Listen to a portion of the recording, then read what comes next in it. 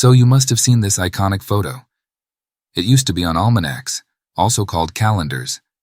Zinc shops within communities used to use it to line the insides of the shops, covering up the zinc to make it more appealing. Thus, it was used to decorate the interiors of zinc shops. This continued until Jamaicans learned that the person in the photo was not Jamaican, but actually Trinidadian. This prompted discussions about representation and authenticity in advertising. The use of a non-Jamaican to represent Jamaica in tourism advertisements raised questions about the portrayal of national identity and the importance of using local individuals to promote their own country. So, who is the model on the photo?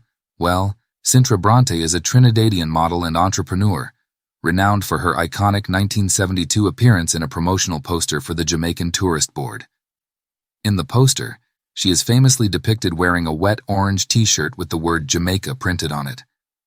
The poster was part of a campaign by the American advertising company Doyle Dane Bernbach.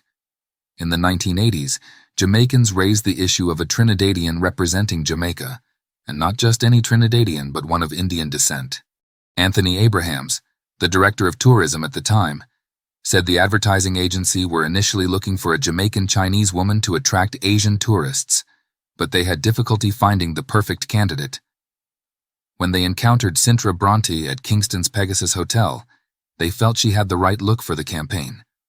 The poster, intended to promote Jamaica as a tourist destination, has instead become a lightning rod for concerns about the country's historical struggles with colorism, underrepresentation, and cultural appropriation.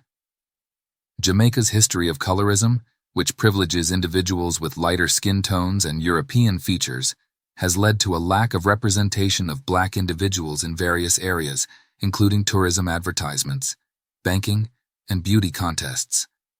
This cultural bias has been perpetuated by the tourism industry, with Black Jamaicans often relegated to secondary or invisible roles. While the poster may have contributed to Jamaica's popularity as a tourist destination, the economic benefits of tourism have not been equitably distributed. Many Jamaicans have been excluded from the economic opportunities generated by tourism, with the industry often prioritizing foreign interests over local needs.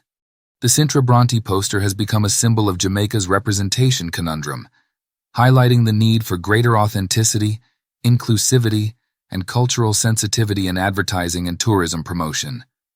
The importance of confronting and dismantling the harmful structures of colorism and exclusion that have historically marginalized Black Jamaicans. I said what I said.